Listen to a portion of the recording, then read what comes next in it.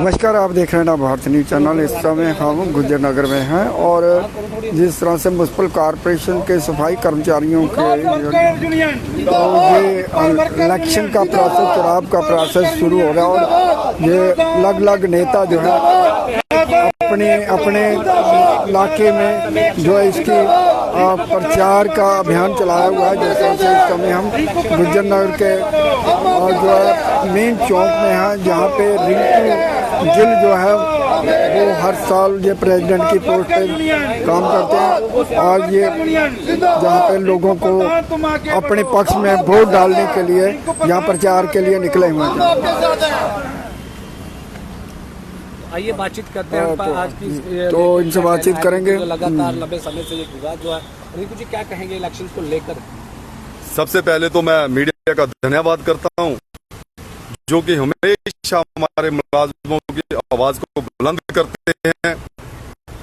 जैसे कि 2018 में हमने इलेक्शन अनाउंस की थी, उसमें से कुछ हमारे जो साथी थे वो कोर्ट में चले गए और स्टे लेके आ गए। तो मैं आज जितने भी जम्मू म्युनिसिपल कॉरपोरेशन के मुलाजम हैं उनके आगे हाथ जोड़ के अपील करता हूं कि कोर्ट की तरफ कोई ना जाए।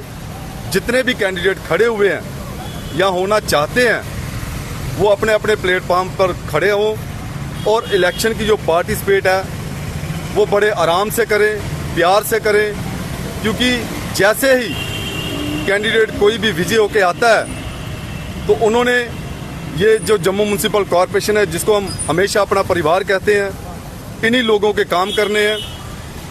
तो जब 2012 में इलेक्शन हुई थी तो हमारी टीम जो थी उन्होंने विजय प्राप्त की।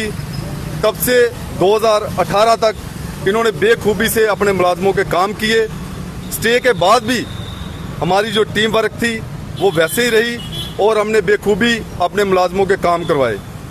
200 लोग जो कैजुअल थे उनको परमानेंट करवाया। 600 पोस्ट जो कि न्यू क्रिएट करवाई गवर्नमेंट से उनको लगवाया। उसके बाद में 600 लोग एक ही दिन में ऑर्डर हुआ परमानेंट का। इसी तरह काफ़ी सारे काम SRO 43 को लेकर वो हमने लागू करवाया और भी बहुत सारे काम हैं। अगर मैं काम गिनाऊं तो काफ़ी लंबे समय तक नहीं वो ख़त्म होंगे।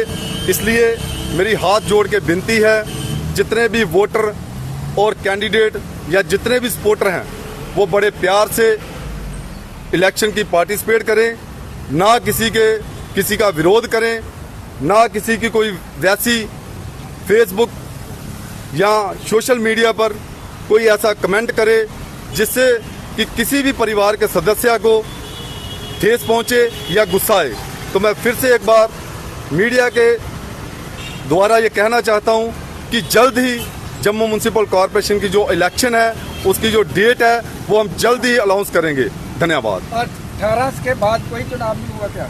18 के बाद मैंने कहा है, जैसे कि कुछ साथी हमारे परिवार में से उठ के कोर्ट में चले गए और स्टे ले लिया।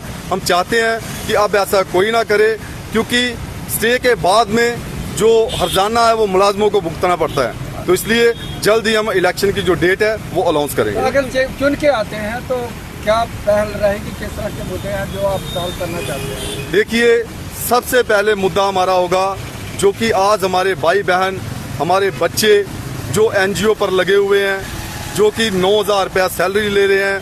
हम 2012 से वो लड़ाई लड़ते आ रहे हैं। पहले 200 लोग उठा के परमानेंट किए, उसके बाद में 600 किए उसी NGO में से। अब वो NGO जो है वो 2005 से स्टार्ट हुई थी।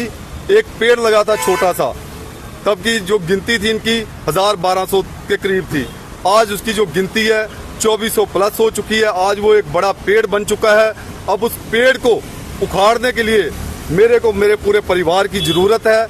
जैसे ही हमारी बॉडी इलेक्ट होके आती है, हम NGO की जो लड़ाई है वो सबसे पहले लड़ेंगे। धन्यवाद। जो लोग यहाँ पे इलेक्शन लड़ रहे हैं, क्या वही लोग विरोध करते हैं, वही लोग स्टे लगवा देते हैं? देखिए, मैं आपके अनुसार ये नहीं कहूँगा, लोगों के नाम नहीं लूँगा, क्योंकि मेरी एक ही शुरू से आवाज़ रही है कि जम्मू म्युनिसिपल कॉरपोरेशन जो है एक परिवार है, जिसमें हम सुबह 7 बजे उठ के आते हैं।